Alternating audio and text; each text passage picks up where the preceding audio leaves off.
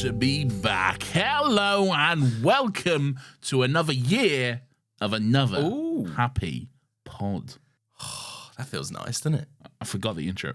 My name is Nathan, and as always, I'm joined by Lawrence, who's a bit of a dickhead, I think, and he's going to tell us what this silly little show is all about. Nathan, this is the show where each week we get together to discuss something in the realm of pop culture. It could be a movie, could even be a telly show, it could be a video game, but the main thing is that we do so without any of the toxic discourse that is oh so prevalent these days. Should we change that? Because we're always miserable about stuff. No.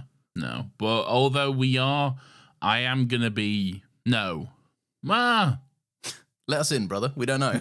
Yeah, I don't know. Maybe we should change it. But I don't know. The show's evolved, all right? It has, but we should probably change the first thing we tell people then, shouldn't we? No, but it's nice though, isn't it? I like it. And I think we do try to stay away from the toxic discourse.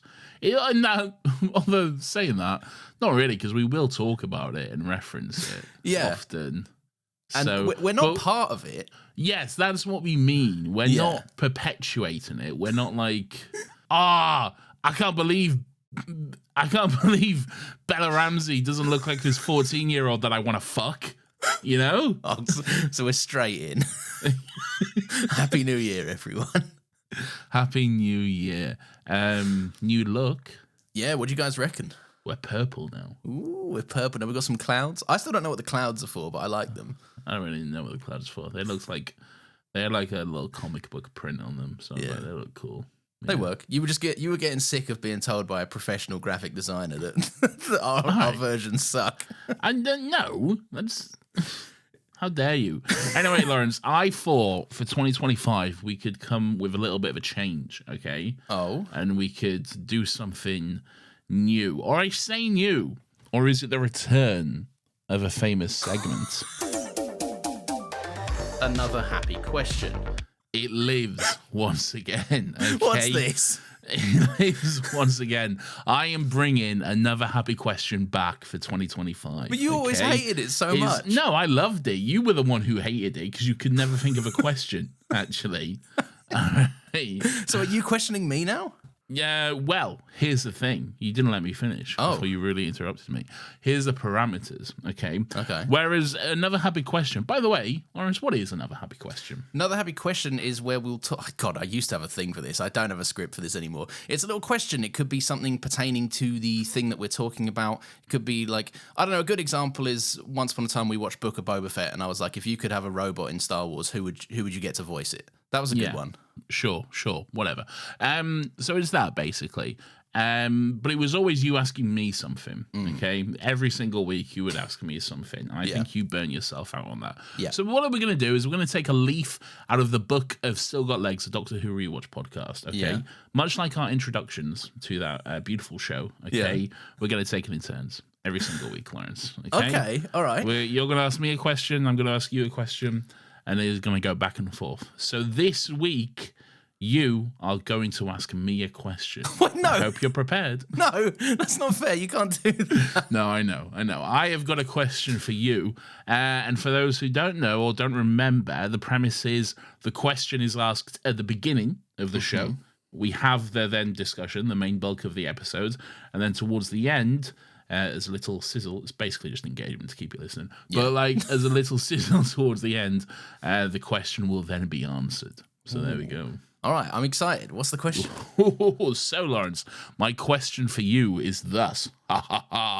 Now, we have watched Star Wars The Phantom Menace. We're kicking off Star Wars Annuary, which I'm not a fan of, by the way. It's just how it has to be, I guess. It is, unfortunately, how it has to be. But we are doing that. We're returning to Star Wars Annuary with the prequels, okay? And obviously the prequels to the original trilogy was quite different. In the original trilogy, the main sort of overwhelming force, the main sort of combative force to fight against was the Imperial Stormtroopers, okay? Okay. And here we have the B-1 battle droids, okay? And my question to you is, what do you think would be more of an effective army, okay? B-1 battle droids or Imperial Stormtroopers? And I'd like reasonings, and I'd like a thoughtful battle analysis. They're both and you can't answer now, Lawrence. All right. Yeah, I can see why this was really frustrating. Yes. All right, Again, I'll it keep was it in the back of frustrating my for head. you. It was frustrating for you because you don't like thinking of stuff. But Not when I have to think about stuff. All right, I'll keep it in the back of my head. I will answer later. If you are just gagging to hear my answer, you have to listen to the whole episode. If you try and skip forward, it won't let you do it. it's true. It'll say go back. So anyway, there we go. Another happy question is revived for 2025. I'm looking forward to it. I think it's going to be some fun. I like this. It was a segment that grew tiresome, but I think this has got a nice breath of fresh air to it. I think it could be good. I think it's got legs. Very, very nice. Oh. Do we kick straight in, or do we? How were you? How was your little break? How was your time away? I'll tell you, it's been a while. It feels like since we've done another happy pod. Really good. Yeah, not. Oh, I suppose because we pre-recorded some over Christmas, didn't we? Well, with the last one we did was obviously our end of year wrap up, which in terms of release was released 2 weeks ago. Yeah. But like that was recorded on almost a month ago, really, just under a month ago. Yeah. So I don't know. It's been a while. Has been a while. You've been 31 for almost a month. How does that feel? Not great. If I'm being honest, not great. Well, at least you're honest. Yeah. That's what you get. You don't get the fake nonsense on this show, right? We get straight into it. No nonsense, or whatever Sabrina Carpenter said. How you been? You're dying or something? Oh, man, don't. Look, I've moaned to you, so I'll keep it brief for the listeners because they're Please not do. interested. No, they're not. But I've got a fucking horrible toothache, and I went to the dentist, and I live in the UK, it's impossible to get a fucking NHS dentist appointment. So they were like, pay £100 to do a private dentist appointment. So I did. They were like, hey, man, you've got a fucked tooth. And I was like, great, can you do something about it? And they said, yeah, not for under £1,000. That's outrageous. Yeah, so I went, great, I guess I'll try and find an NHS appointment, and in the meantime, just dose up on painkillers. I'll sort you out. Give me a Phillips head screwdriver and a hammer, all right? I'll fucking sort you out. Unironically, preferable to spending £1,000. No, it's not. I know. No, it's not. It's one of them things I feel like I could do until it came down to just before, and then I'd go, no, obviously this is insane. You ever see that scene in Castaway? I'll remind me. No. Okay, I'll watch Castaway then. Let me get back to you. It pertains to what we're talking about. I've forgotten it. Have you seen Castaway? Yeah, but when I was little, when I was a All right, so wee you're not boy. going to remember then, are you? No. All right. But basically, the whole premise of Castaway is Castaway on an island, hence the name Castaway, okay? He's got a football mate. Yeah, Wilson. But there is one point where he does need to extract a tooth. He's on an island, and it is one of the most deeply upsetting scenes in all of cinema. Oh God, maybe I just blanked that out when I was a child watching that movie. Then I mean, yeah, it's not necessarily something you'd pick up on as a kid. I don't think, because kids are dumb. That's true. Kids are dumb. Kids are dumb. If you remember, Nathan, if you cast your mind back to last January or last Star Wars Annuary, I'm doing it now. we did the OG Tridge, the Orig Tridge, as it's called. Mm-hmm. And now we're back. It's prequel time, baby. Mm-hmm. Thoughts? Wow. We are on top form for this new year. Right, we're doing the Phantom Menace, right? Star Wars had been away for some time. We've been away from Star Wars for some time, almost a year, you could say, right? And we're back. We're doing the Phantom Menace. I'm just going to kick it open and say this is a movie that you have been flying the flag for some time. You are, I think, maybe this movie's biggest shooter on scenes. What do you mean by biggest shooter? Because that sounds like I'm shooting the movie. No, as in like if people come for this movie, you're backing it. Not like George Lucas shoots the movie, but like But shooting it with a gun. yeah, with a gun. Yeah, not a film camera. No, I think in a toss-up between who likes this movie more, you or Dave Filoni, I reckon Dave Filoni might just edge it out, but you're close second. I'll find Dave Filoni. Who's he got that I don't have, the little prick? He's got that cowboy hat that he's always He wearing. does have that cowboy hat, all right? I'm a little jealous of that. Look, I enjoy The Phantom Menace more and more every time I watch it. I think it is a beautiful movie with beautiful people and beautiful, well-made stuff in it. And I think it's a banger. Okay. And I think whatever you're about to say is wrong. No, hey, we've already spoken. You know my opinion on this movie. I like it. I don't know if I do. I feel like I kind of know, but I don't know. Well, let's address the elephant in the room, right? Some many years ago, we already did an episode on Revenge of the Sith. Oh, okay. Yes. So, you're absolutely right. I forgot to bring this up. Okay. Yeah. Yes, we are doing the prequel trilogy. Okay. And you might be saying, but Nathan, didn't you already do the Revenge of the Sith? And to that I say, shut up. All right. You didn't hear it. Shut up. All right. Yeah, we did, but shut up. All right. Doesn't matter. We're doing it again. Fuck you. But I went and listened back to it because I thought it'd be interesting just before. Hey. Yeah. Continue. Nice. Yeah, I went back and listened back to it just to see, like, I wanted to hear some opinions. I did it after I'd put my notes down, so I knew I wasn't going to be coming into it, like, affected by prior Lawrence's thoughts. Oh, okay, yeah. But I was interested to hear that we actually spent most of that podcast talking actually about the Phantom Menace instead of Revenge of the Sith. Great. Well, that's good.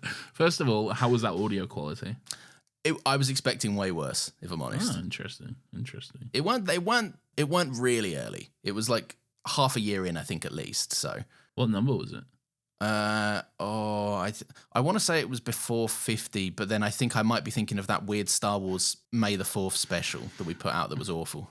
Yeah, that was like 20 or something. Yeah. I'm gonna let me guess, 100 and 100. maybe not. 100? 74, I'm guessing. All right, let's have a look. Oh, it's 75. It's not, is it? It's 75, yeah. Fuck, that is. I mean, I feel like maybe that's a bit of cheating because it probably was in my subconscious somewhere. Probably, yeah. But that's really annoying me now. That's really irritating me. That was one off. 27th of May 2022.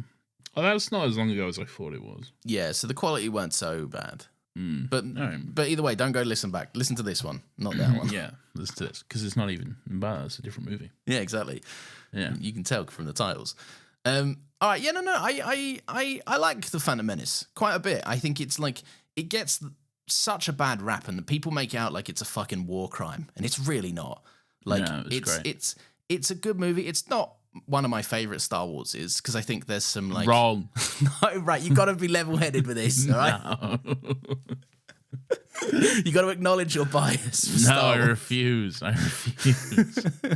But I don't know. I think it's what you go to Lucasfilm for, in that it's industry pioneering, and it's like this incredible, staggering achievement of like one of the early examples of visual effects really working. And like now, obviously, we look back and go, that's quaint, and look at all these flaws, and it's easy to do that from a cynical 2024 point of view. But like, It's 2025. oh my god, listen to that. Bro got caught out in real time. I can't believe that. I can't even get around it. That's a fact. I was wrong. But I appreciate all of that. But I do think there are flaws, and that's like, You're wrong. No, right? Stop it. All right, I'm There are not doing no this every time. I'm either gonna say my piece, or I'm gonna let you talk, and then every 5 minutes go, yeah, man. You can say your piece, all right, but just be prepared for me to come back and tell you why you're wrong. All right? I like this movie, and I love your love for it. It's very like, you're very hard on your sleeve with this movie, and it's very nice. I think it's great. I think it's beautiful. I had the privilege, and by that I mean I bought a ticket, of going to see this in the cinema for the 25th anniversary last year. Okay, Nice. with my dad. It was fucking an experience like no other. Okay, Yeah. let me tell you, I saw this in the cinema when it came out. I remember seeing it in the cinema quite clearly. I saw it like 3 times in the cinema. Really? In '99. Okay, I had a great time with it. Okay, but seeing it in the cinema as a fucking 30-year-old man, I guess. Oh, incredible. With also a large crowd who also loved the movie as well. Nice. Because like that's, if you're seeing like if you're going to the cinema and you're seeing The Phantom Menace 25th anniversary celebration edition. Okay, you're not like, oh yeah, we'll check that out, see what that's about. You're like, you're there for a fucking reason. Okay, Yeah. So everyone there loved the fucking or liked Star Wars, or loved the movie, or whatever. But it was a good crowd. We all had a lot of fun. There was like cheering and hollering at certain moments and stuff, and it was so good to see that movie on the big screen and just see it get the love it deserves. Really, it's a beautiful movie. I had a beautiful time. I don't disagree. I've seen this in cinema as well, right? It was not a big celebration event situation. I was very much one of about 8 people in the cinema. Oh no. But I just saw it was one of them where I had a free evening. I had nothing to do, and I saw it was on. You know how some movies just re-release older movies from time to time? And I was like, cool, I'll go check that out. Why not? I've seen The Phantom Menace. Mostly, I just wanted to see the Duel of the Fates fight on a big screen. I'm not going to join in with singing if that's all right, because that hurt my mouth. He's going to sing for both of us. But it was, I don't know, I really enjoyed that viewing experience. The Duel of the Fates we'll talk about when we get into it, but like... Might skip it. Why not? Fuck it. Yeah. Let's leave it out.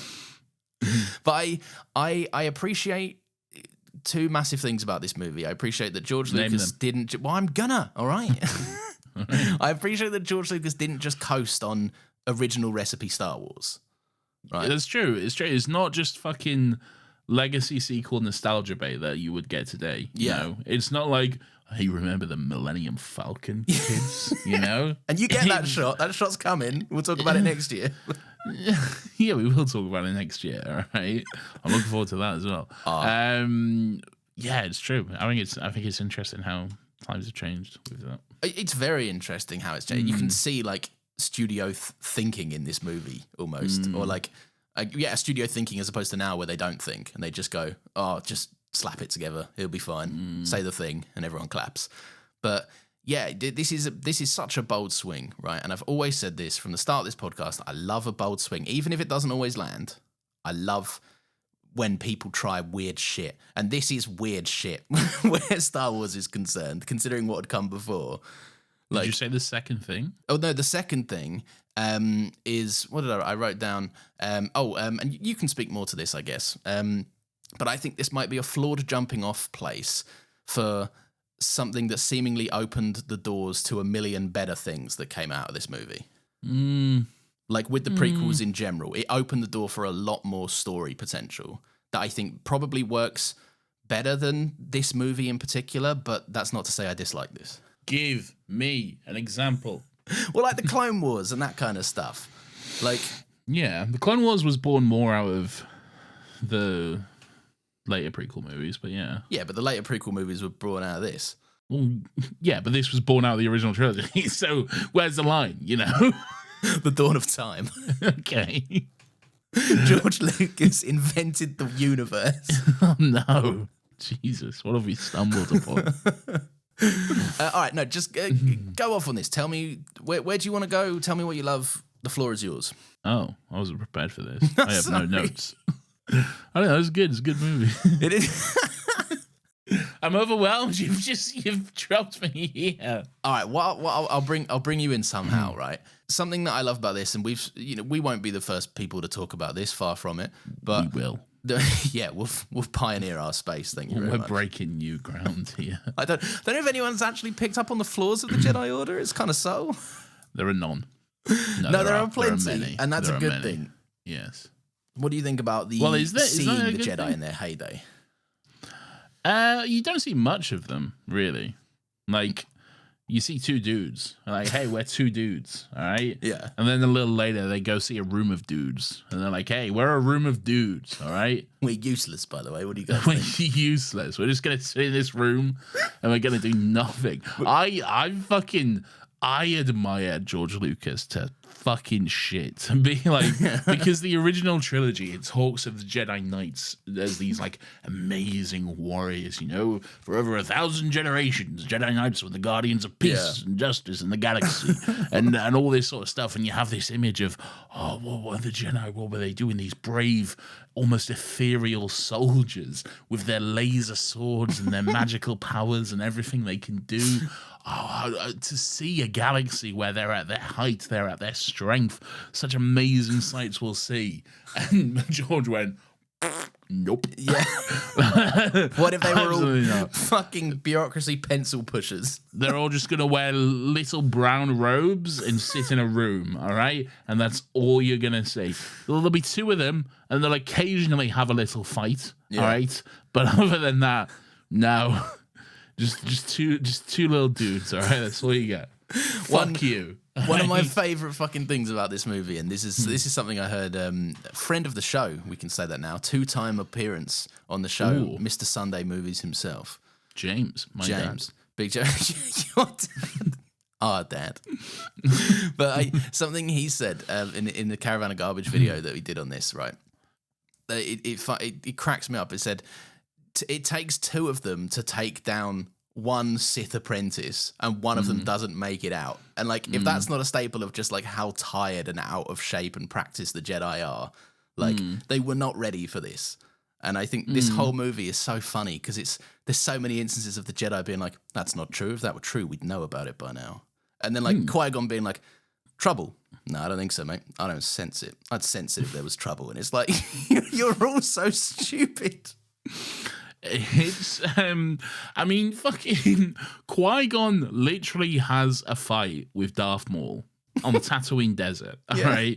And he's like, hey, I was attacked by a Sith. I was attacked by a Sith Lord, and they're like, nah, you're wrong, actually. Probably not, actually, mate. I don't think that's true. And people talk about like, not to go immediately into discourse shit, but like people were talking about the Acolyte and how it breaks canon because there's a Sith Acolyte, you know, there's a Sith apprentice 150 years before the Phantom Menace, and this has never been seen by the Jedi. Okay, right.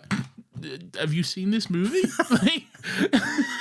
That Sith apprentice could have walked into the Jedi Council and gone, you're right, Mace Windu, and he could have gone, I do not see it. Exactly, right. The Jedi have grown foolish in their old age, all right? Too long have they sat upon the throne of the Republic. Too long have they grown, I don't know. I don't know what this is. I thought you were quoting. You could have really like found your groove in there and just sold me a false thing. It was kind of a Lord of the Rings quote, but I fucked it up a little bit. Anyway. Good job. What else is going on? I don't know. I really like that aspect of this movie where it's just like, yeah, they're oblivious.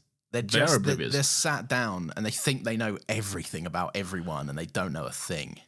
It's not a huge aspect of this movie in particular, I'd say it's more sort of like it goes on and is fleshed out as the trilogy goes on and stuff. But yeah, it's definitely an introduction point to this flawed nature of the Jedi, really. And it is very interesting. I enjoy, you know, the scene where they're testing young Anakin with their little fucking Game Boy or whatever. They're like, what's this shape? What's this shape, you little dickhead? Yeah.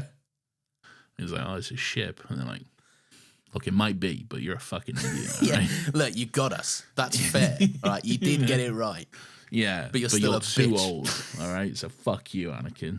Right? But isn't that so stupid? Like, isn't there like, I don't know, smarter men than I have probably thought about it, right? But there's definitely an aspect of just like, you're too old to be brainwashed by our silliness now. Like, I mean, get out of here. Yeah, that's definitely like a part. You're too old to question our rules. You're too old to not to question our rules, to just blindly follow and accept everything we tell you and everything. Look, yeah, this is all being said, but not great, really. Well, no, we're covering this movie. This came out in 1999, right? The people have said their piece. This might be the most documented movie ever made. 26 years ago. Fucking hell. Yeah. That's not. Everyone looks great. I'm just thinking about where everyone is. Ewan McGregor still looks incredible, considering this was 26 years ago. Ewan McGregor does look incredible. And he looks incredible in this movie. He's a young boy. He is a young boy with his two haircuts. I'm Ewan McGregor. With his little voice, and you know. Before he got the memo that he was supposed to be aggressively ginger as well. No, he's He's a got young that weird man. brown wig. Yeah, it's not. It's it's fine. All right.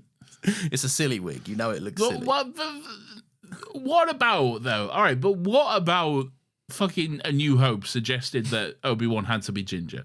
No, it doesn't. I'm just saying it is funny that like you watch this movie and you go like, "There's a youthful boy," and then I know 10 years have passed, but like on Obi-Wan, it looks like 20 have passed, and he's got a big ginger mullet out of nowhere. All right. Well, first of all, if you want to talk about 20 years passing, all right, think of Revenge of the Sith to A New Hope. Okay. Oh, that's true. Yeah. Yeah. That's 20 years in universe time, and then fucking 68, apparently, in fucking Hugh McGregor. Case in point, we are now, this year, we're 20 years removed from Revenge of the Sith, okay? Fuck me. Meaning, in the actual timeline, like, the events of New Hope would have been last year, if they played out in real time, okay? And dude just looks pretty much the same, you know? Like Kenobi is what, 10 years after, and that came out just a few years ago.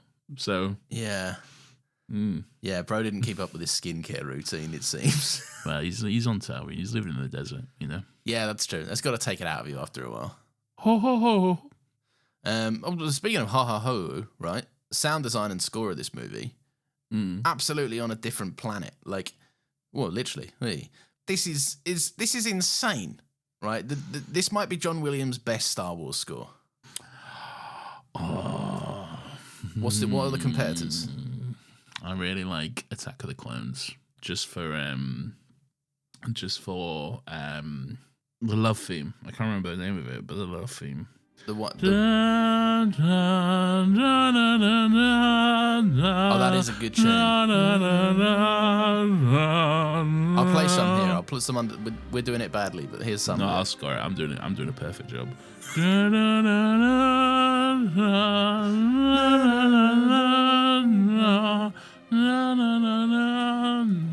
All right, but I raise you.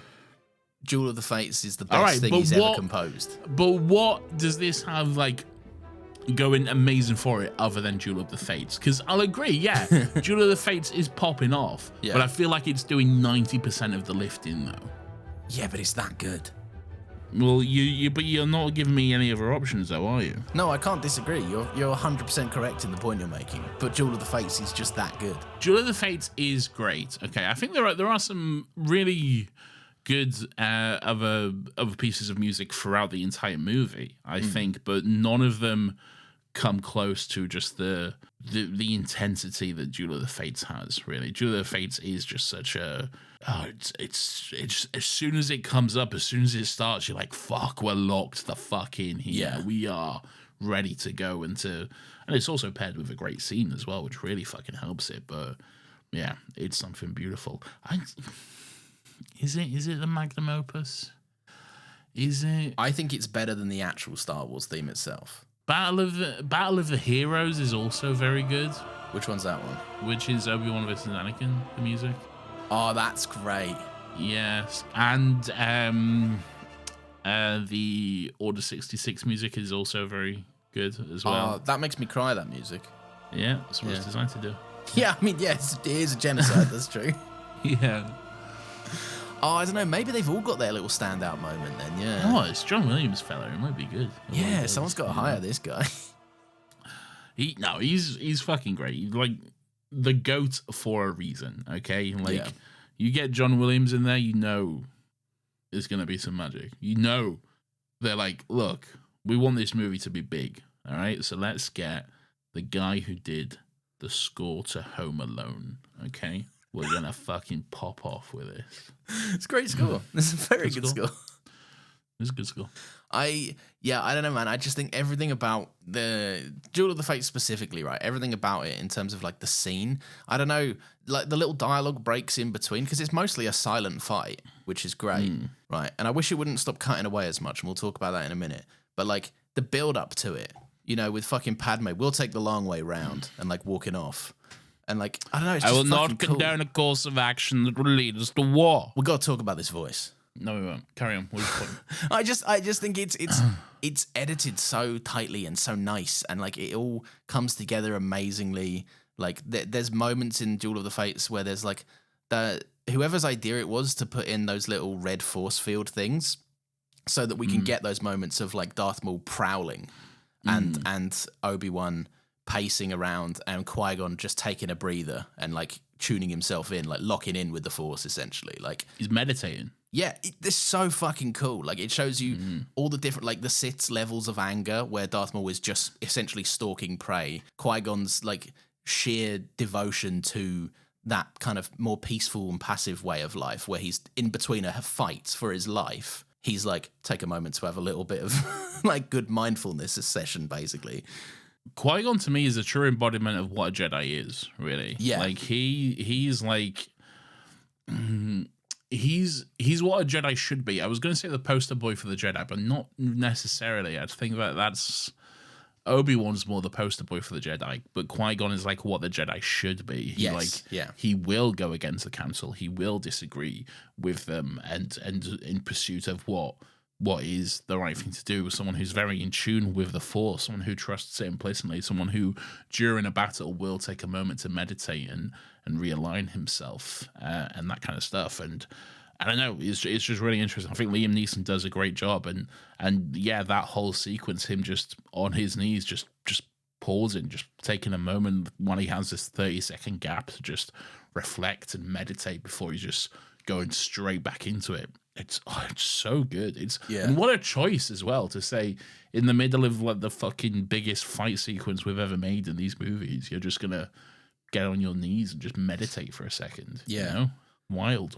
It is wild, and I think that like those little flourishes, they add so much character. Whereas I think a lot of people, myself included, in previous viewings of this, have come away and been like, it's not a lot to grab onto. Like apart from the politics and the lore and the world building, which is all very fucking good, but like the character wise, there's a bit of an emotional core lacking, and I'm like, no, it's there. It's just more subtle. Like it is there to look for and to find it, and I think you do find it in those moments. And like, it's little things, man. Like the whole movie, there's this debate of like Obi-Wan being like, I'm ready to be a Jedi Master. I'm ready to go and do the trials and all of this. And Qui-Gon's kind of like, yeah, maybe, whatever. Like, whatever, sure. But like, and you see those little moments where he's not ready. Like, because of that aforementioned moment where he's prowling around while Qui-Gon's taking a beat. And like, one of my favorite shots in this is so random, right? It's the bit where the red force field opens up, and Ewan McGregor just does that lightsaber twirl before he just starts sprinting towards Darth Maul. And I understand he wants to get there to help his master and all of this stuff, but like, it's that point of like, yeah, you're rushing into it. You're not ready. And that's going to bite you in the arse in 20 years time or whatever. Like, yeah, I don't know. It just, those moments of character, they are there. They are very present, but it's because no one really sits down and says, this is how I'm feeling about stuff. People, I think, have an issue with a bit of that. Yeah. It's not George's strong suit, all right?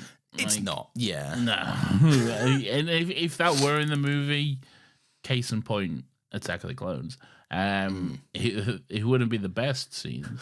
So, you know? Yeah, George is one of the best ideas men to ever grace Hollywood. But my God, he needs someone by his side to go, people don't talk like this, man. What are you doing? Yeah, that is true.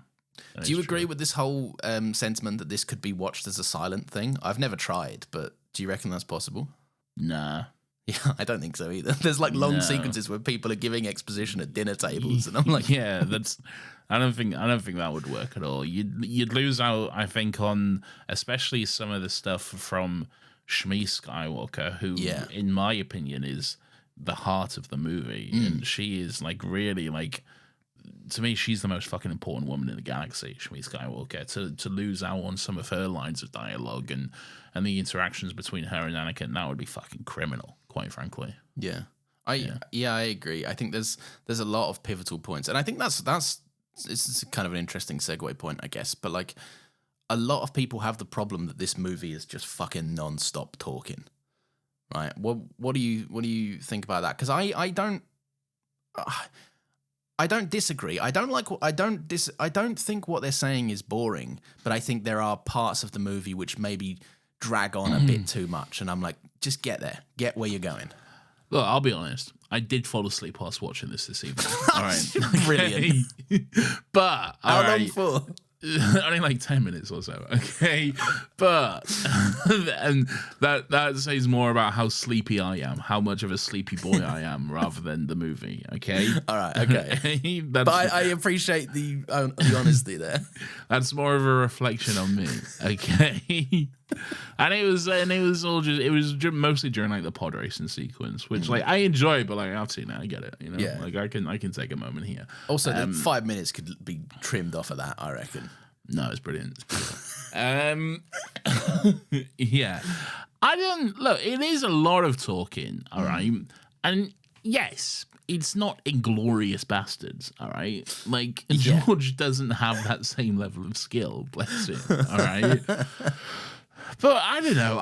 For me personally, I don't mind. Like but I'm biased because I'm like this world and this. Well, no, but you stuff, like it for a reason. Like I do think Yeah. what you're seeing is not delusion. Like there's great stuff in this movie that you are a big fan of, and like that's just as valid as other people being like kind of boring. I think there's really interesting building blocks with Yes. this movie. Like the idea of like it really, I don't know, I can't picture it. I think it is quite ahead of its time in a way, because like the idea that like the whole premise of this movie is the Trade Federation, so like essentially fucking Amazon just blocking a planet and being like, hey, you're not letting us do what we want, so fuck you. All right. Yeah. And then the Jedi and the government are trying to sort this all out. The fact that like people saw that and went, that's fucking weird. Like, what's that doing here? Like, but it's so relevant to shit that is happening and stuff. And it is insanely fucking fascinating to me that it was so viscerally rejected. And that's why I do think it is massively ahead of its time, because like if it had come, George has always been like fucking critiquing like fucking big capitalism and this kind of stuff, but I think that's something that has become more socially aware in the past like 20 years or so.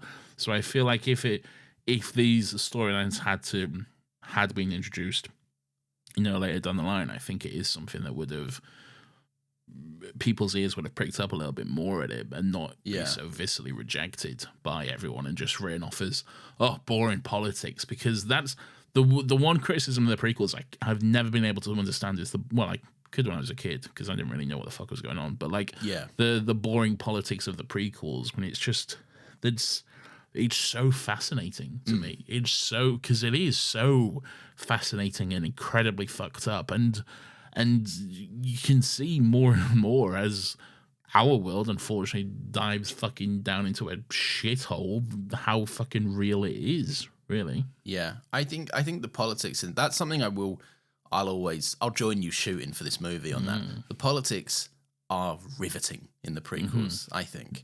Very much so. Maybe not always expressed the best. Maybe sometimes there's one too many scenes of chancellors being like, I think this. Well, I think this. Like, I think maybe you could do away with some of that. If there was a dialogue pass on this movie, the ideas this movie brings to the table are fucking insanely cool. This is why I'm saying there's good building blocks. And this is like throughout the whole prequel trilogy. There's really good building blocks in which I think the prequel trilogy has massively benefited from stuff like the Clone Wars and other stuff, which have like really enhanced that storytelling over the years and really fleshed out a lot of the politics and a lot of that sort of stuff. Really. Yeah. Which is, I mean, how the proof is in the pudding itself, right? Like this obviously is an incredible premise and idea for Star Wars, because through what people have mined from it, like hours and hours and hours of good exploration, right? I can't, like, you speak fondly of the Clone Wars. I haven't seen most of it, so I can't, but people love it. Idiot. Yeah, because you're an idiot. Yeah. We'll bring back Clone Wars Corner. This is the year of bringing back segments. But that's what the Star Wars movies are, though. All of them are that. All of them are building blocks, you know? They're not. The Star Wars movies have never been these deep fucking, like, lore-heavy stories with all this, like, weaving and storytelling throughout it. They are, in essence, quite basic and quite building block-esque. And then things after them are fleshed out around them. Like, you think about New Hope, you think about what really is in the story of New Hope, and it is all quite basic. There's a guy, and he's an old knight, and he's got to take the young adventurer with him. It's a hero's journey. There's a villain, and he's mysterious, and what do we know about him? Basically fucking nothing, all right? And all this sort of stuff is then built upon and fleshed out in later stuff that comes out. And not just later movies, later comic books and whatever else, and books and everything else. And that's all the Star Wars movies are. And I think this is something we'll discuss next year as well. I think one of the movies in particular gets so unfairly kicked because of this. It gets so fucking horribly kicked and treated because it is sticking to that Star Wars tradition of building block storytelling, where the other stuff will come later. You know, the Star Wars movies tell the story that's important for the movie. Okay? Yes. Somehow Palpatine returned. Yeah, somehow he did. Get over it. All right? You'll find out exactly how later. It just doesn't matter. It's the story that's important for the movie. You know? That's something I've always thought. Well, I'll get back to what you were saying in a second ago because I really like some of the stuff you were saying there. But like, it is very funny that the haters of somehow Palpatine returned are the same people being like, wouldn't it be amazing if Mace Windu was a zombie and he came back? And it's like, pick a lane. No. Like, pick what you want to believe and stick to it. And by the way, again, to reiterate, space wizards. Like, take a look in the fucking mirror. Like, it's all dumb, man. Yeah. But no, I love that building block stuff is really, really interesting. I never really, I know exactly where you're coming from. As soon as you said it, it clicked in my brain. But that's a great way of looking at it. Like, Star Wars is often simple stories, but told in the most fleshed out world ever. Like, it's a great expansive universe to tell a story about a family drama for a large 100%. part. Yeah, 100%. Yeah. No, that's cool. I like a lot of that. On politics, well, before we move away from it, how fucking good is Ian McDiarmid? Oh, he's so good, man. He's so good. Like, I don't know. And I really love this commitment to never say it, you know? To never show it, never be explicit. There is that one shot at the end, which is, you know, hint, hint, wink, wink, look at this is fun. But that's the reward. You already know. Yes, but even though it's still never explicitly fucking saying it. And that's the case throughout the movies up until we obviously get to Revenge of the Sith.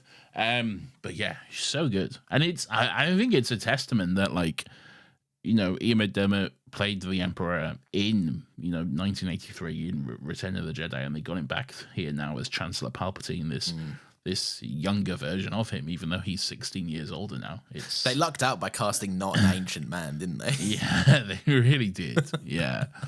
But no, he is genuinely great in this movie. Yeah. And he's got like a weird, like, almost grotesque charm about him, this like politician's charm, it's which is like, isn't it? It's like you can't help but shudder a little bit. Like, a Master Skywalker, we'll watch your career with great interest. Yeah, I bet you will, you pedo. yeah. First off, relax. You know this. No, but I think there's you're absolutely right. He's got this. It's the artificial smile we've seen on every politician when they're on Good Morning fucking Britain or whatever. Like, it's the cold dead eyes with the fake grin that has been rehearsed in the mirror before. Like, I think they do an amazing job, like you say, of not telling us, but because we already know as the audience, and I'd imagine switched on people knew back in the day as well, right? People would have known, because he's always been known as Emperor Palpatine. So of course. So then there you go. Yeah. But like, if you, in the universe, it does feel like if you didn't know this guy's true intentions, you'd be completely blindsided by him. I remember watching this and not knowing. Really, that's cool. Yeah, because I was a dumb kid, you know. I don't fucking know. Like, I'd seen the original trilogy. That's what I'd seen first and stuff. And Return of the Jedi was my favorite of those as a kid. and I watched those movies over and over again. And then when I saw this, I was like, I don't fucking know. I think you can be forgiven. He's got a face with a cloak on for most of it. Like, my dad had to explain to me that little boy was Darth Vader. I was like, what? That's not true. Dad, you're obviously stupid. Darth Vader's a man. He's a big robot man. This is a little boy, about. This is a little boy. He looks like me. You know what you're talking about. Right? Carl, you need to sort yourself out, mate. If this boy looks like Darth Vader to you, you need some glasses. Yeah, you need to get yourself sorted out.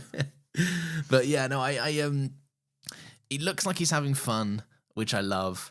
I love that he's like weaving in and out of scenes with just this, like, he's almost, you'd be mistaken for treating him like, you'd be hard pressed not to see him as a background character.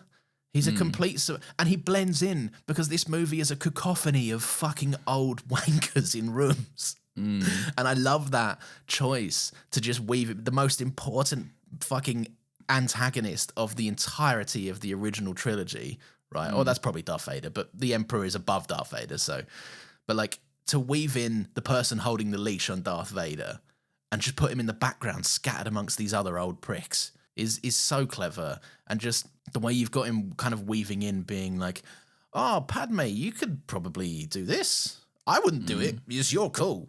You want to do it? You should probably do it. Like his very subtle manipulations, and stuff. It's all very interesting. He is the Phantom Menace.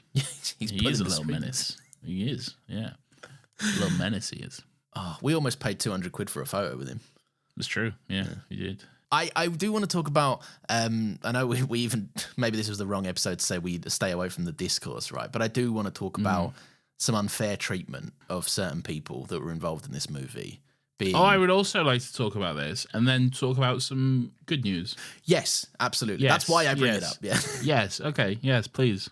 But yeah, so Ahmed Best and Jake Lloyd, fucking Jar Jar Binks and Anakin Skywalker, respectively, right?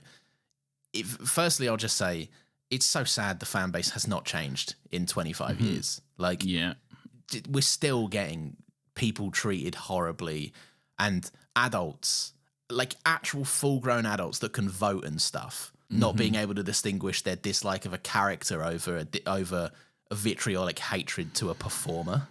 Like, they're just doing their job, man. If Tesco is out of fucking Stella, you don't take it out on the fucking person at the till, do you? Like, it's just, no. Like, it's come on. But yeah, I don't know. Horrible fan base. Treated these guys like absolute shit when really they're both doing pretty good jobs. Like, Jake Lloyd's a kid as well, man. Like, Jake Lloyd's a kid. The Jake Lloyd thing, it's so fucking horrible, and like the way that kid was treated is just really, really just fucking completely sucks to the point where he, you know, I'm talk about this and how things might have like changed and be changing for the better, but like Jake Lloyd was in a real dark period and had like a full mental breakdown within the last couple of years. Yeah. And you know, he was diagnosed with schizophrenia in 2008 or something, I think. He like had a very public like kind of like fallout where he then had to go to jail for a while as well, and like his mugshot got released and everyone was joking and clowning about that as well, and it was really fucking horrible to see. It was really, really fucking brutal, especially because again he was just a fucking kid. He was an 8-year-old boy who made this movie. You know, what did he do wrong other than be an 8-year-old boy in a movie? Yeah. And by the way, he was cast as a joyful 8-year-old boy in a movie as well. Like, he played the role. Like, yeah, look, there's some silly lines, right? But he's an 8-year-old boy. Yeah. All right. And the fact that, like, people say, like, oh, they made Darth Vader a silly little boy. Yes, because that's interesting. Yeah. It's interesting to take one of the darkest and most horrible and gruesome and fearsome characters in all of cinema. One of the characters who regularly appears at the top, the number one spot in top 100 villains of all time. Okay, yeah. You want to take this character and then you want to humanize them and make them a little boy, a sweet little innocent boy. That's fucking interesting. Okay, fuck you if you're like, no, that's not. That's so interesting. And I want to see that. And also, I think it does the prequels an enormous favor because you walk into it going, well, I know that Darth Vader's dead. I know Luke Skywalker's alive. I know that Han Solo and Leia are together. Like, I know all of this. I've seen the fucking Return of the Jedi, right? But when you put Anakin Skywalker, when you present him as a little boy, and then tell us, by the way, he's going to be Darth Vader in like 10 years or whatever, right? It lends this incredible story to where you go, well, how? How does this little boy become Darth Vader? And then bang, you've got fucking 2 more movies. Exactly. Yeah. It's great. That's another criticism I've never been able to understand. Like, yeah. The gall, the insane idea to make Darth Vader a sweet little boy who says yippee and has fun. I think it's always good. Like, unfortunately, I'll have to use this example because it's the only one I can really think of at the moment. But I've always really enjoyed it when you take an absolutely deplorable, evil character and then you take a chance to humanize them. The one that always comes to mind is of a certain franchise that I think was written by no one, called Harry Potter. Okay. But when you see Voldemort as Tom Riddle, and you're given a chance to see a humanized version of this person you've been told for however many movies is an absolute deplorable individual with no chance of remorse, like that's drama. That's inherent drama. Like, why would you remove conflict? It's like people just want what they know. And if it strays from the path, and we'll get to this again next year, but like if anything strays from the pre-established path, they go, well, that's not Star Wars. I'm like, so it should be one thing forever. But anyway, back to it. But like fucking, yeah, Jake Lloyd should not have been given the treatment that he was given, obviously, because people just can't distinguish, like, hey, those horrible things that I'm saying, that's a real 8-year-old boy. Like, he doesn't just live in the fucking movie screen. Like, he's a kid. He's a real person. And the same with Ahmed Best. Ahmed Best got some horrible treatment as well. He was older and like, you know, an adult and established actor and stuff. But that doesn't make it any more okay, really. Like, he's still got some horrible treatment and also some just horribly fucking racist shit as well, which is... And also, elephant in the room. This movie's a little racist, okay? Yeah. Like, okay? It's a little racist. All right? You guys seen Temple of Doom? Yeah. It's not Temple of Doom bad, all right? No, but it's quiet. It's more subtle than Temple of Doom. Yeah. I don't know. There's some caricatures, all right? But, like... We're not really going to talk about that much. But, yes, it's there. Elephant in the room. It is a little bit racist, okay? Yes, yeah. But like, that doesn't mean fucking Ahmed Best deserves to get like fucking racist abuse sent to fucking him at all. That's fucking horrible. Yeah. And I'm glad that Ahmed Best kind of had his like his come around, his sort of return. Fucking people were saying like Ahmed Best's redemption when like he had the scene in the Mandalorian stuff. I'm like, what the fuck does he need to be redeemed for? Disgusting. That's horrible, man. That's so fucking brutal. But Ahmed Best, like, he had a great moment, like when he fucking, you know, in the Mandalorian when he played Caloran Beck. Oh yes, and then and as well, like, there was a really fucking great moment where he like got to go to a Star Wars Celebration and see just how much people enjoyed his work and even Jar Jar as well, and just had a really great like fucking moment of celebrating with the crowd. And I think that's something that has happened over time. Those are moments that I love to see where, like, you know, actors who at a certain time have once been like horribly treated, and not just Jake Lloyd and Ahmed Best, Hayden Christensen as well, Kelly Marie Tran as well. Oh god, yeah. Fucking horribly treated after The Last Jedi. And then during the press and celebration in the lead up to Rise of Skywalker, like, she had some like really beautiful moments where she was like really celebrated and stuff. So yeah, and I'd love for Jake Lloyd to be able to like make an appearance at the next celebration and just get his moment as well, and to like really take some time and be welcomed and embraced by the fans, because I think that'd be beautiful. And it sounds like he's doing okay now as well. Yeah, there's some stuff that's come out recently where he said like he's felt more love from the Star Wars community as of recently, and that's warming and supporting for him, and he's enjoying that, I guess. Yeah, I think he's been in a mental health rehab facility or something for like the past 18 months or so, and he's from what I read, he's doing a lot better. He says he said he hasn't seen like a lot of the recent Star Wars stuff, but he's going to do a May 4th celebration with his mum this year and just watch a lot of Star Wars stuff together, he said, which is very cool, very fun. But yeah, I'd if he wants to and if he is comfortable, I'd love to see him come back in some way or do something with Star Wars. Not necessarily Anakin, but like, or maybe like a, well, no, because he's probably older than Hayden was now. But like, Yeah. I don't know. Like, I'd love to see him do something. I want to see him de-aged and shouting yippee. That's what I want. Wizard. He's like a 6 foot fucking little 8-year-old boy. That's how they do it. But yeah, no, I just think like also, well, firstly, there's a trend and it's gross, and we'll move away from this in a second because it's not the most joyful thing to talk about. But like, there's a trend of like it's children, women, and people with color tend to get fucking lambasted. You don't like how Luke Skywalker turned out in The Last Jedi? I don't see any hate towards Mark Hamill.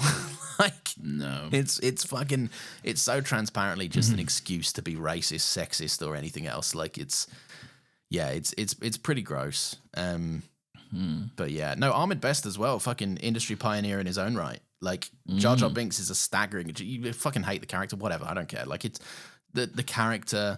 I don't know the character. He's a bit of fun. He's a silly little bit. He's a bit of fun. I will say he's a bit of a drain in this movie. How would? Yeah, sorry, I guess. But no, but Ahmed Best is playing the character phenomenally well, and the achievement of the effect is phenomenal. Yeah, it really is, especially for 99 as well. Like, this is 26 years ago. I think, yeah, really good. You know, people often talk about Andy Serkis as being like this pioneer of like mocap technology, and he is in a big way and stuff, but I definitely think Ahmed Best deserves like, you know, a seat in that discussion as well. Really. Ahmed Best started the conversation, and I would say that Andy Serkis has taken his work and changed it and modernized it and definitely ended the conversation to a degree. But at the same time, like Ahmed Best kicked open the door and went, "This is possible," and everyone else went, "Cool." So like, yeah, the fact that he doesn't really get the love that he should get for that is a crime in itself. But anyway, we'll move on from all the outside of the movie stuff now, I guess. Moi. Did you like Child's Bride Keira Knightley in this movie? As not Padme. She's Sabe. Yeah, it fucking take advantage of it. Why not? They are weirdly identical. Like, yeah. And there's those weird moments. It's most noticeable when they're going to get the Nubian cruiser to fly away from the boot. But there's just weird like you'll see Keira Knightley in the full costume, the full Padme Amidala costume, the Queen's like her like black robes and everything like that, the makeup, all that sort of stuff, and then she'll be talking to Qui-Gon Jinn, but it's just Natalie Portman's weird distorted voice coming out of her mouth instead in this weird sort of ADR they've added. And it's like, I don't know. Was it? I will not condone a course of action that will lead us to war. I will not condone a course of action that will lead us to war. I will not sit here while you discuss this in a committee. It's such a weird voice. I don't know why they made her do it, but she's 14. She's also the queen of a planet. I mean, she's just trying to seem a little bit, you know. Oh, like it's a thing that Padme's doing, is it? Yes. It's a choice by Padme to seem more beyond her years, I'd say. Again, she's 14, you know. Yeah, true. I will say it's good, right? Because it's fun that like there are certain moments where the camera work knows where to draw your attention. Because I'm watching what I think is Natalie Portman. And then Natalie Portman turns and goes, "What do you think I should do, handmaid?" And I go, "Wait, hang on, that's Natalie Portman. What the fuck?" Like, there's some fun moments. And I do like those little asides where it's so obvious and should be to everyone in the room that Queen Amidala's like, "What do you think I should do, handmaiden?" And handmaiden's like, "You should be brave, I reckon." And then I also like that Sabe is the character, the handmaiden, character, the handmaiden.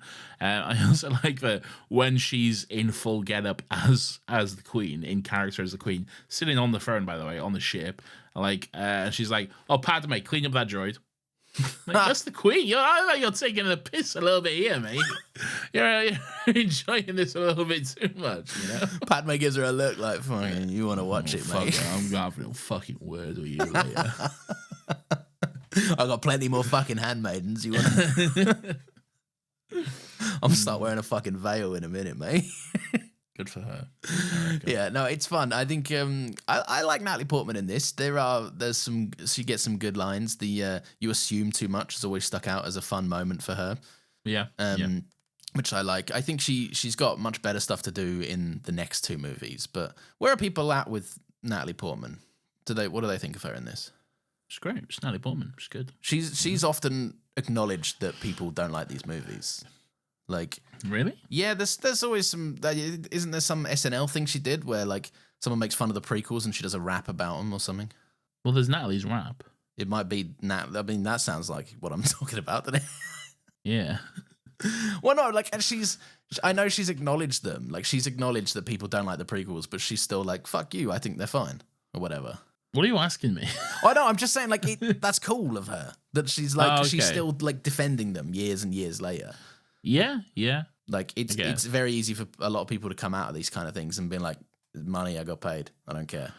I don't think Natalie Portman's ever, like, want to get, like, too invested in the world, in the works that she does, or the worlds that she's a part of, really. She just seems like someone who'll just, like, do a job and then just move on. Really, yeah. Which is not to undermine her talent. She's capable and she shows up. Like 100% nothing wrong with that at all, really. Yeah. It's a job. Yeah. That's how normal people should be about their jobs. Exactly. She's an actress, she's doing her work.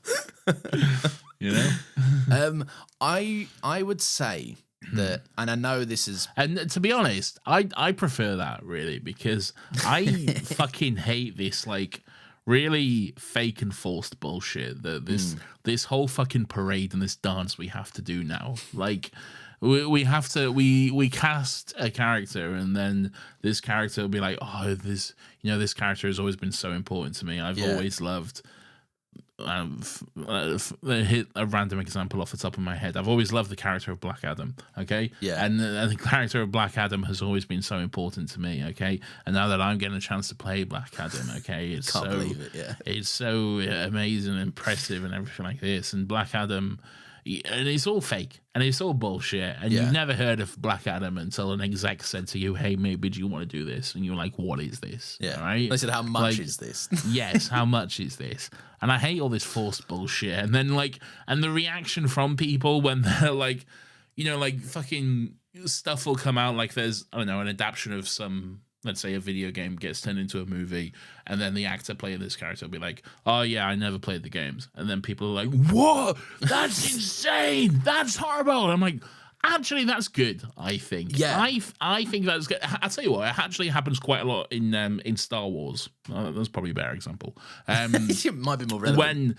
When there's like say, fucking Ahsoka comes out and it has Rebels characters, and there's like new people playing them because it's in live action, okay? Yeah. And they're like, oh, I haven't watched too much Rebels, and people are like, this is insane. Like, no, it's good because they want to do their own performance and not feel limited and based off like what they have seen, They want to make the character their own, which is what they should be able to do. Yeah. Really. How many times have we said that the vibe is more important than the impression?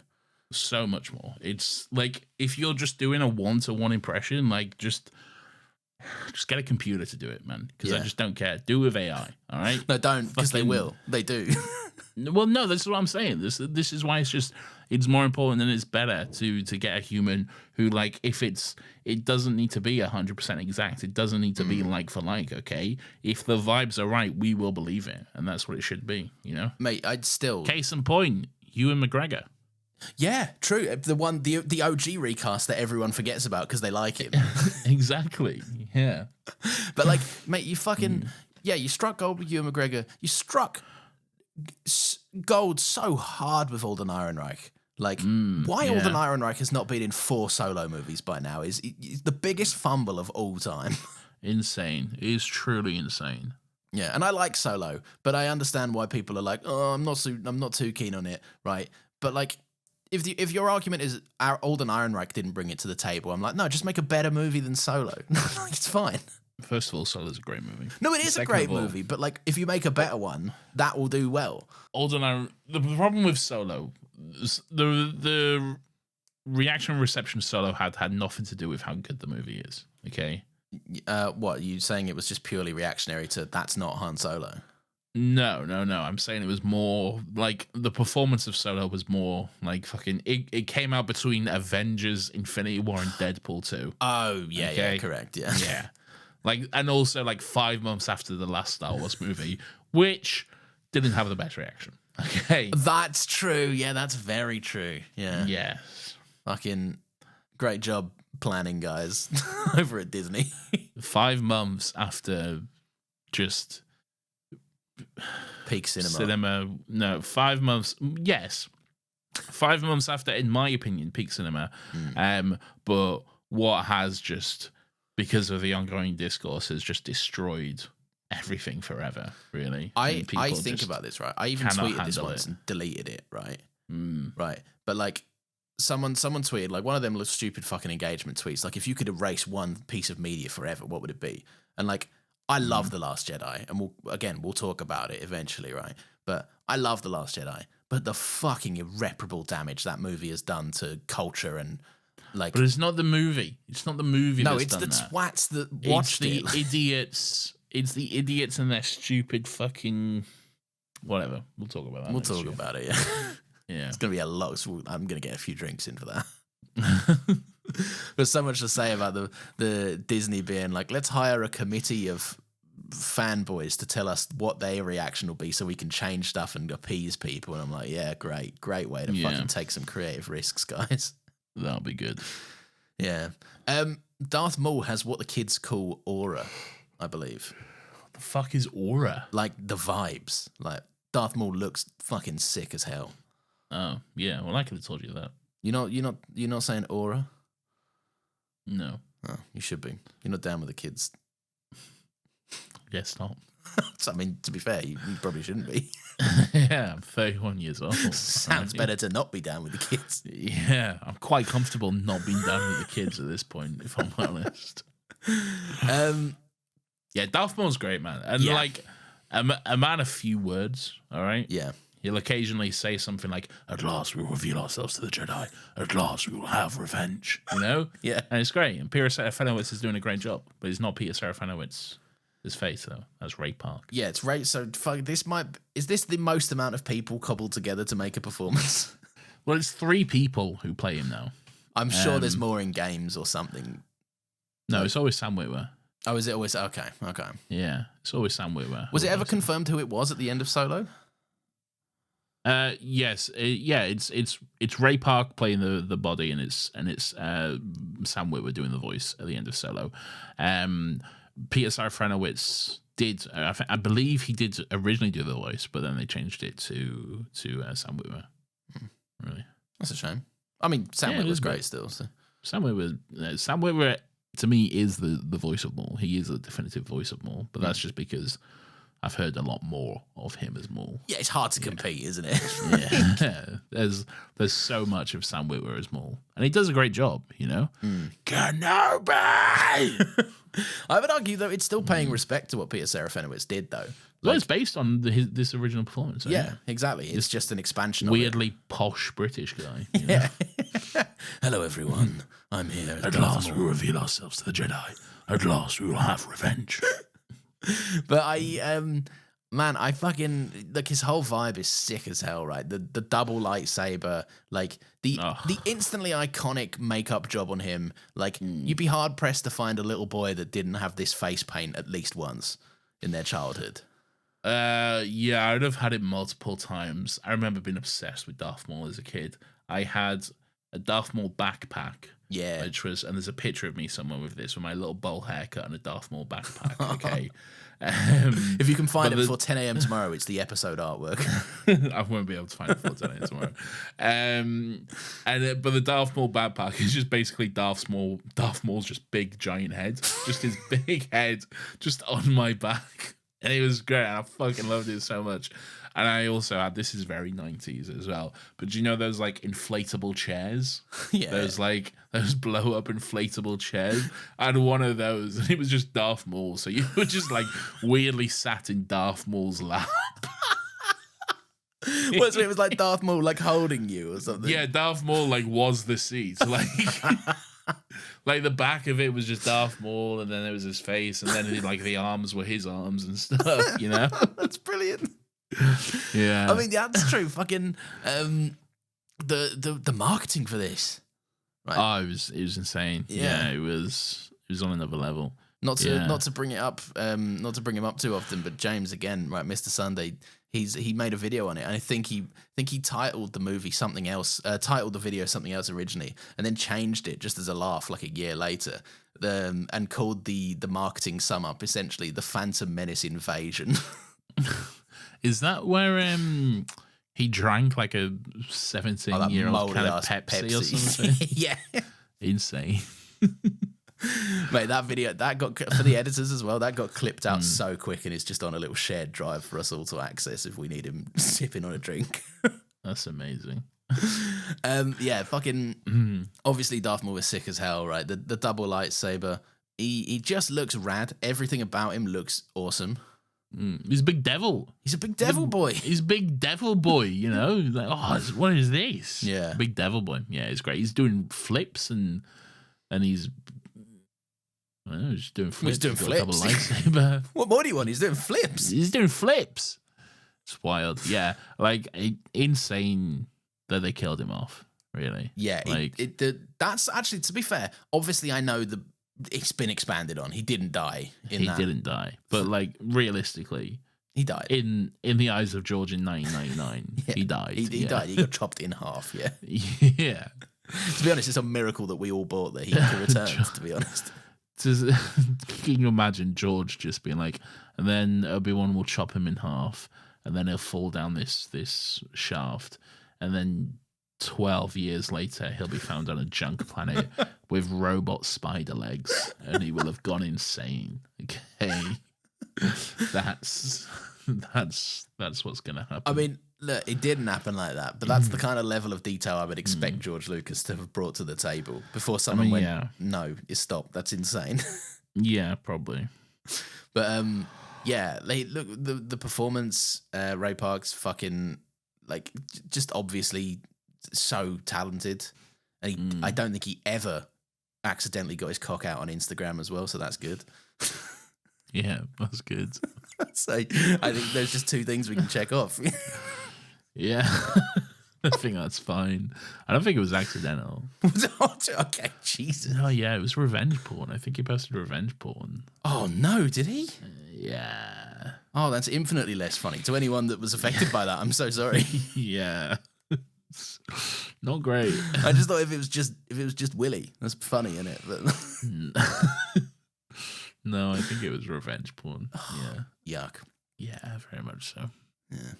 But he's still getting work? Like, he's still doing Solo, and didn't he come back for the final season of Clone Wars or something? This was after Solo. This was after all of that. Oh, was it? Okay. Yeah. Well, he does good flips. That's all we're qualified to talk about. Yes.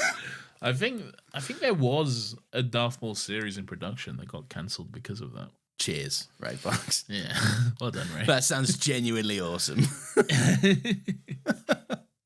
Is there anything we can talk about? We've already kind of spoken about Jewel of the Fates. What do you want to talk about? How sexy is the Nubian N1 starfighter? Oh, so sexy, to be fair. The best fighter to have ever been made. Like, Yeah. it's so fucking good. I love it so much. What a beautiful design. All the prequel ships look so much better than the newer Star Wars ships. I think. I mean, newer Star Wars ships. Well, I mean, newer in terms of like their chronological order. So like the original trilogy ships look like. I mean, they're iconic, but they look like arse compared to these. I'd much rather fly the prequel ships.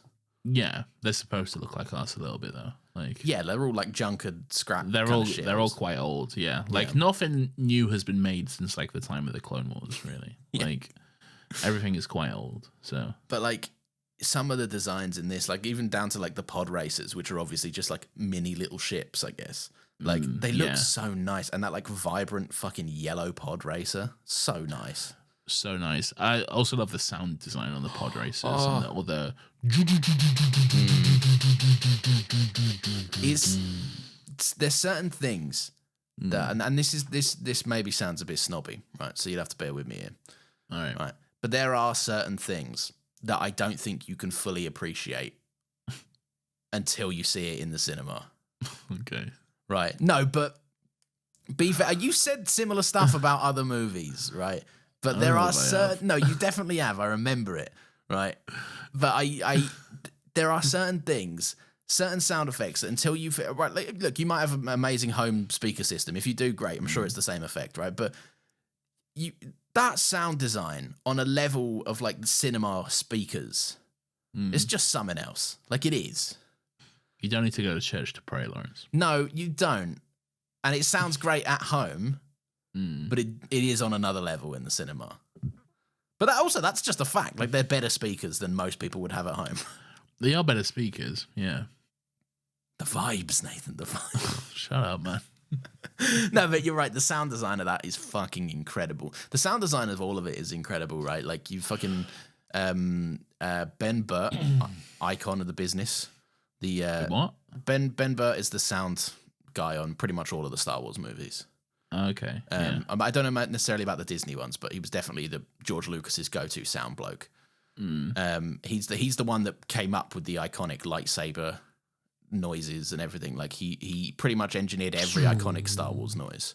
Okay. And he came back to work on this one, and oh my god, like it sounds incredible. And also, he co-edited the whole movie.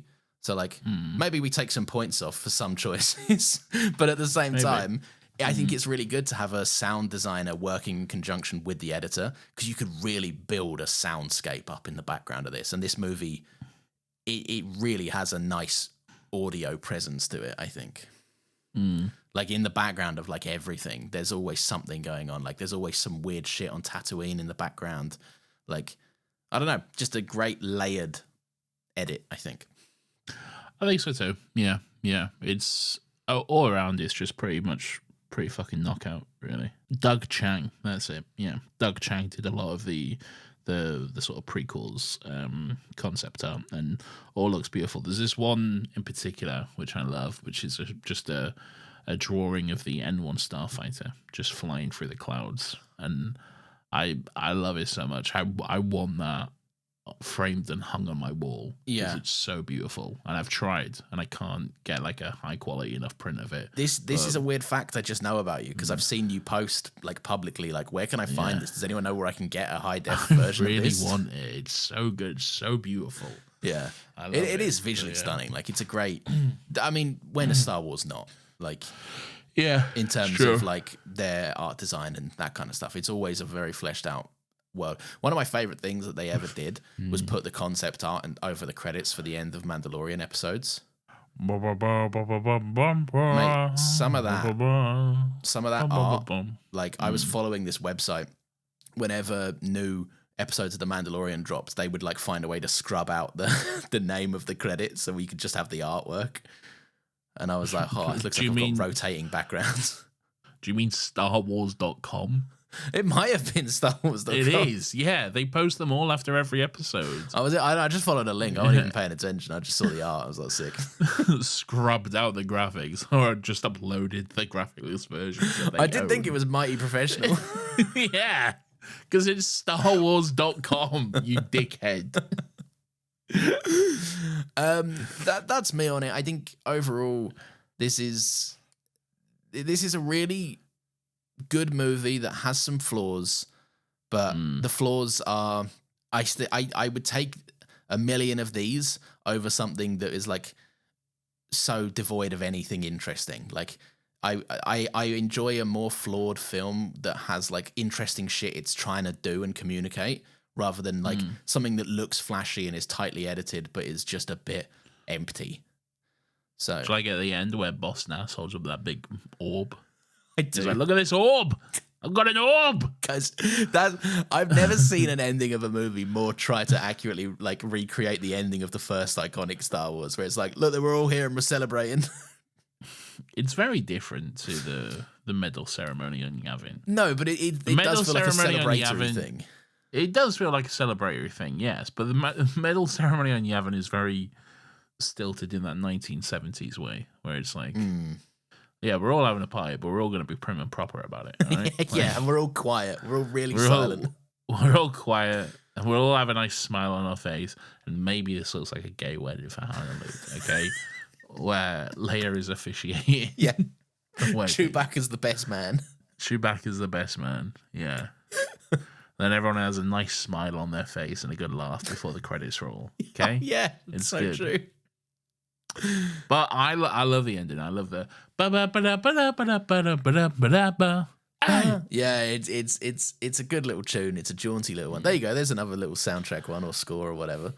Yeah, it is a good one. I'm sure John Williams had his hand in that. They should have ended it on the but which did we kill, Master or Apprentice or something? You're a fucking idiot. No, they should have ended it there. No, you're a fucking idiot. Why? No, because that's not the ending to a Star Wars movie, okay? I mean, I know, but maybe we should fix that. Oh, you know what would be cool? It'd be cool. It'd be cool if Darth Vader said, "No, I have the high ground." That's you. I never said this. You're a little bitch. All right. And then he high grounded all over him. Yes. All right. Do you have any little things, or should we answer your question? Here's my little thing. Hey, Nice. my little thing. I love a green lightsaber. Yes. Oh, that's true. First appearance of a green lightsaber. No, it's not. No, it's not. No, it's not. It's just incorrect on all levels. I love a puppet Yoda that is then eventually replaced with a CGI Yoda. Yeah. So both of those, and it looks too good for the movie. Yes. You know, it looks like at least like about 15 years of advanced technology than the movie actually is. Yeah, it's a bit of an odd one because do you know what did get Yoda bang on? The Last Jedi. Yeah, Yoda's puppet work in The Last Jedi is impeccable. Little puppet. Yeah, little puppet indeed. Yeah. Any other little things? Also, the Acolyte. Spoiler alert. Oh, is he in the Acolyte? For like a second. Yeah. Stop moving your mic. The back of his head is. Stop moving your mic. You're going to be all over the shop. Way. For fuck's sake. Do you have any other little things? I don't know. I'm thinking. I like Boss Nass. Yeah. We're gonna speed you away. Right, I hate him. I can't stand that. Why does he keep fucking doing that? Because that's his culture, Lawrence. How dare you try to silence his culture? I don't want to hear about this movie's opinions on culture, thank you. You sound gun racist, frankly. I think the which this Gungans movie may are also racist. Be. Well, maybe. Yes. I like Boss Nass. I like there's always a bigger fish and there's a bigger fish twice. That's just good stuff. Oh yeah, that is good stuff. Yeah. What else do I like? I like fake Mace Windu. Yeah, fake Windu. That's always fun. Do you know about this? Yeah, he's in the back. Yeah, he's in the back of the with the orb scene, isn't he? Yeah, he's in the orb scene. Did you like the big wet fart? Or from the camel from the yeah, it's fine. Just absolutely rips ass right into the camera. I love Shmi. I don't think I've talked enough about Shmi. You want to talk about Shmi? Right? I love Shmi. Yeah. I love it because I said earlier, she's the most important woman in the galaxy, and I think that's massively true when you see like the stuff and the kind of values and the stuff she's put into Anakin, really, and Anakin saying to her, Mum, you always say the biggest problem in this universe is that no one else helps each other, really. And I just think there's just so much beauty in all of that, and these characters who are slaves and who are owned, and yet they still have this whole sense of sharing and wanting to be better and wanting to help others and stuff. And I know it's just really beautiful. I think it is definitely. And that scene, like when Anakin and Qui-Gon are leaving, and Qui-Gon's got his little poncho, which is a great look for him. Oh, so but when good. when they're leaving, and then like he can't go, and he has to go back and hug his mum and stuff. It's beautiful. It's so fucking good. I cry every time. Yeah, no, it's a lovely scene. I like. She, as a character, she's interesting. I don't know if I'm like as diehard of a shooter for her as you are. Wrong. No, I wish there was a bit more to her. I wish she was a bit more fleshed out. What do you wish there was more to her then? I not even necessarily in this movie. I think the part she plays in this movie is good, but I think it's this is where Anakin's relationship with his mum effectively ends. Like, no. Well, yeah, no, because I know there's next week, right? But like again, less than a minute, and then it ends. Yeah. Like I think there is. I know it builds on the tragedy of Anakin and everything else, but like I would like to see more of their relationship.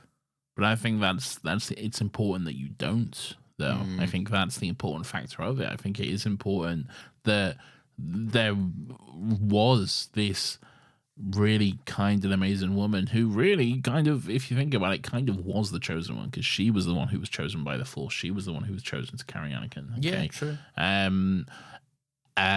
There's this beautiful, kind woman who's installed all these values in Anakin, and then Anakin is taken away from her. Okay. Yeah. Oh, What does that's that true. do? Yeah. He's taken away from the kind, caring woman to a room full of sociopaths in brown robes who are like, we know everything, actually. Yeah. And you're a little dickhead, and we don't like you. To be fair, yeah, the movie does get Anakin to quite literally say, "It's cold in here." Mm-hmm. And I'm like, yeah, it is actually. And he wasn't talking about the temperature. All right. I think he probably was as well. Well, he probably was. Yeah. He's from a sand planet after all. Japor snippet. Very cute. Excuse me? Japor snippet. And for those of us that don't have an encyclopedic knowledge of Star Wars, who is I made you a Japor Japor snippet? snippet. It's the little thing that Anakin makes for Padme. The little trinket. They'll bring you good fortune. Oh, okay. Yeah. Yeah. I was thinking it was the little Greedo that isn't Greedo or something. No, that is Greedo. That is Greedo now. That is Greedo. Well, I don't know. Is Greedo in the deleted scene? So that implies like it's Greedo. They never say who it is, but yeah. Yeah. Anyway, Another happy question. Lawrence, you little bitch. Yep. Stormtrooper or B1 battle droid? They're both awful. That's the point, Lawrence. Yeah, I know. So ineffectually, right? So the battle droids are useless. And what am I aiming for here? Do they have to be the better army? Which army would you rather have? Would I rather have? Okay. And are we? What kind of stormtroopers are we talking? Just run of the mill, basic, white uniformed Imperial stormtroopers. But like even from the newer movies where they've got better guns and shit. E11 blaster, standard issue. Oh, okay. I can't have the guy that goes traitor and swings his big thing. That's not an Imperial stormtrooper. Swings his big thing. Order. Sounds like Ray Park. That's a first order riot trooper. Oh, okay. Oh, you fucking you nerd. Let me think. You've had a whole fucking hour and 34 minutes to think. And now I finally understand why we got rid of this segment, because it's you don't think, do you? You're having a conversation. I'm gonna go for I would rather have the battle droid army. Okay, sure you're working. Because they're more dispensable but easily made. Yes. So you can you don't have to deal with anyone like feeling like they're getting a bit cocky or following orders. You literally just go like, right, go there and your job is to die. And they'll be like, all right. Okay. And they're good for a laugh. Like, they are Not so funny. much in this movie. Not so much in this movie. No, their personality very much does shift. But Yeah. there is still a little bit of like, there's one little moment a bit later on, isn't there? Where like, they're a bit silly, I'm sure. Not really in this movie. No. I thought I remembered some. Maybe I'm misremembering it. But, okay, well, they're still good for a laugh. I won't have them from this movie. I'll have them from the later movies. Okay. All right. I get to choose. Interesting. What about you? What would you go for? I would probably also say B1 battle droids, Yeah. because the thing about B1 battle droids is, yeah, with a few of them, they're pretty useless, but you get enough of them, they can very easily and very quickly overwhelm people. Yeah. Okay. You don't have to pay them. They're droids. Okay. No wages. All right. True. Not a drain on my empire. Not a drain on your empire. Exactly. They can be programmed however you like, basically. They don't have the reputation of having horrible aim like stormtroopers do. That's so true. Yeah, yeah. Yeah. You also don't have to feed them. You don't have to clothe them. You don't have to provide any sort of like barracks or comfort or accommodation for them. So, all in all, for me, a capitalist billionaire, looking pretty good. Yeah, true. A lot of cost saving. A lot of cost saving. Yeah. Yeah. And you they're just turn them funny, off. You don't have to silly provide little anything guys. for them. Exactly. And they're funny, silly little guys as well. They are funny, silly little guys. Not so much in this movie. I don't know if you knew about that. No, I don't know what you're talking about. Anyway, look forward to another happy question next week when Lawrence will be asking me a question. I won't ask you this question, but I might be intrigued to know what your Riz would be. Would you bust out your pro-dictator Riz? We'll have to find out next week. All right, lovely stuff. This is the part of the show where the audience get to have their say, Nathan. What? I know. If you join the Discord, the link for which is in the show notes, you can write in and have your say about whatever we are talking about. And today, I'll read some of them out. Pierce says, as a kid, I always loved the prequels, but was made to feel silly for it by adults in my life who would say, that's not real Star Wars, or whatever. I'll kill them with a gun. Let me finish the thought. No. I'd always pretend I preferred the OG trilogy when in reality, the crappy CGI and awesome fight choreography of the prequels made my tiny heart sing. It's been awesome to see that over the course of the past 10 years or so that we, the target audience for these movies, have grown up and gained a voice in the discussion, and they're finally getting the love they deserve. Will admit Padme is a bit noncy, though. If the boys spent the last 90 minutes ragging on this movie, then I'm going to look very silly, but whatever, fuck you. No, Pierce, it was just Lawrence who ragged on this I didn't even rag on this movie. This is a good movie. It's better than a fine movie. We have a very similar relationship with this movie, Pierce. I was much the same. I was often like, didn't quite understand why people were telling me, no, you're wrong to like this and it's bad, and we only like the OG trilogy, and this is bad, and you're an idiot. So I was like, oh yeah, I don't like this. This is bad. And then in secret, I'd be watching the Phantom Menace. You'd be putting it on after dark. I'll be putting it on like You put your duvet over the telly. I opened my copy of The Empire Strikes Back on Blu-ray. And it's the Phantom Menace, and the disc is the Phantom Menace inside. I'm like, I'm gonna watch this. Nathan, I'm gonna go grab some DVDs from your. No, I'll do it. I'll do it. Don't come in. That's me. Nice. It has been fun to watch the change in discussion about these movies in real time as we've grown up and got older. Yes. There's been way more pushback on like, hey, no, these are actually better, and shut up. Yes. Although I will, yes, and I do enjoy that, but I will say, let's not forget our history, okay? Let's not make the same mistakes, okay? Yeah. Let's, those in glass houses and all that, okay? Because there is a bit of that, which I don't like, but let's not forget our history, Yeah, no, that's fair. Padme is a bit noncy, maybe not in this one, more so next week. No, I don't think so. I don't think she's noncy. She's 14. I know, but it's just the casting choices don't make it look great. Yes, I know. Yes, it's age-wise, checks out. I'm fine with it. Yes, yeah. I think. I get it. Yeah, I get it. Maybe I don't want that on a record. I'm not fine with it. No, you said it now. Sage says the revisionist history for this movie is insane. This is a very wrong. I knew I won't get too far in this. This is a very well-made movie in terms of production, props, and visual effects for the time. But as a movie, this is just so shit. Boring, dull, tiring, horrendous. Only good bit is the Darth Maul fight. Hey, why don't you go fuck yourself? All right. Wrong on every level. Sage does represent a large group of people that think this way, though. I would say it's my answer to that. My reply to that would be it's not revisionist history, okay? It's like Pia said, it's the people who grew up and actually enjoyed it, just having now a voice in the discussion. Yeah. Now being able to articulate their love, which they always had for the movie. Yeah. It's not revisionist history. It's just now we're hearing more from the people who have grown up with it and actually enjoy it.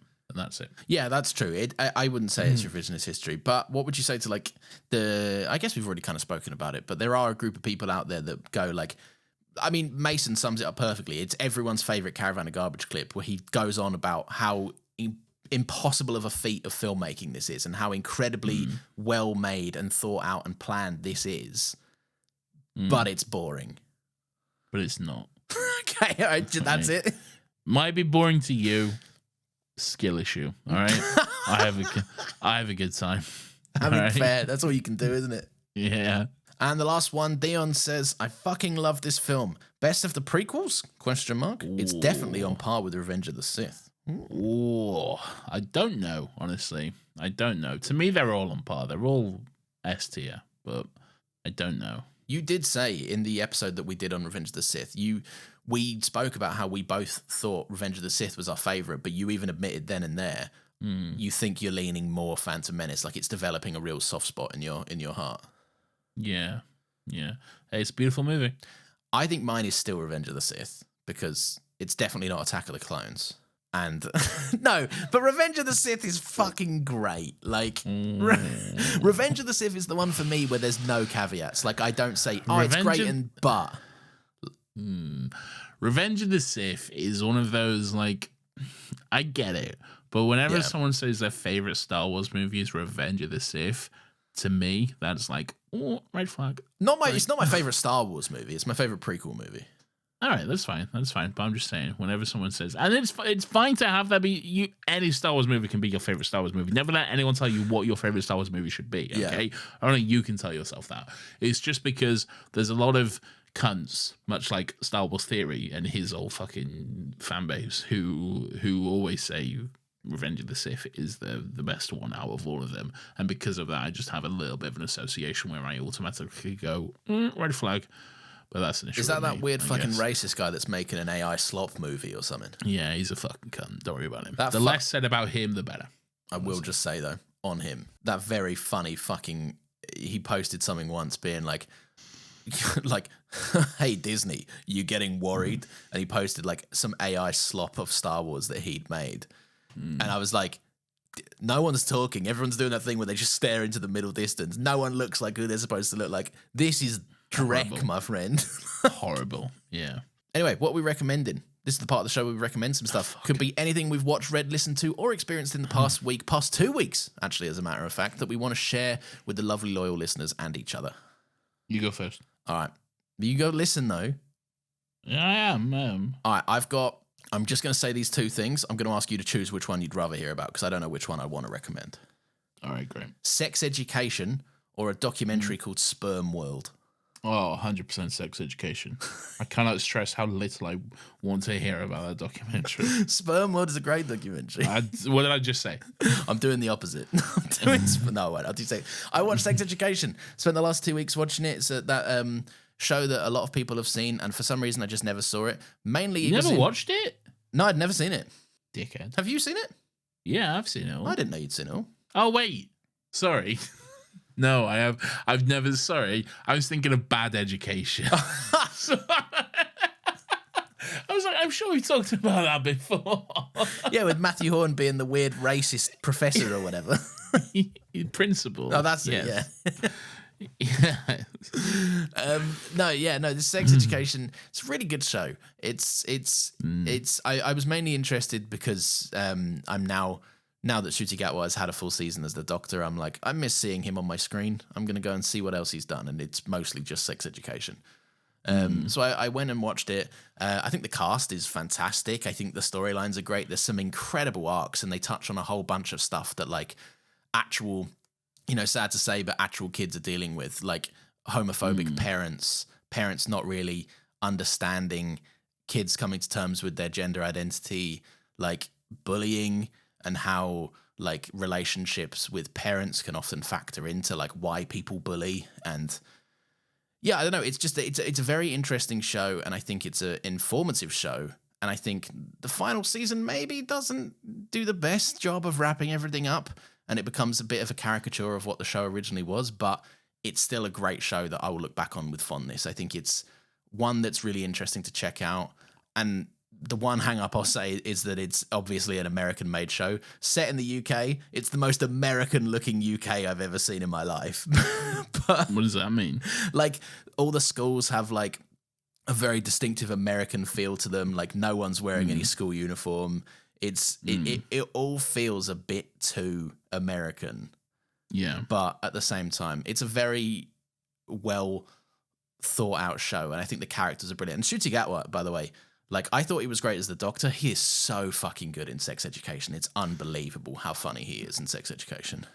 Cool indeed. What are you recommending? I am going to recommend Star Wars Skeleton Crew. Oh, okay. We spoke about this a little bit, but go on. Just a little tad, yeah. Because I'm watching it at the moment and I'm enjoying it. It's the latest Star Wars thing that's out and on at the moment. It's got one episode left at the time of recording, which will come out next Tuesday. And yeah, it's just a really fun Star Wars adventure, very heavily inspired by Amblin and Spielberg works, like the Goonies and E.T. and that kind of stuff. So very like 80s kids vibe sort of thing, like a band of kids on an adventure. Band of kids on an adventure, yeah, sort of thing.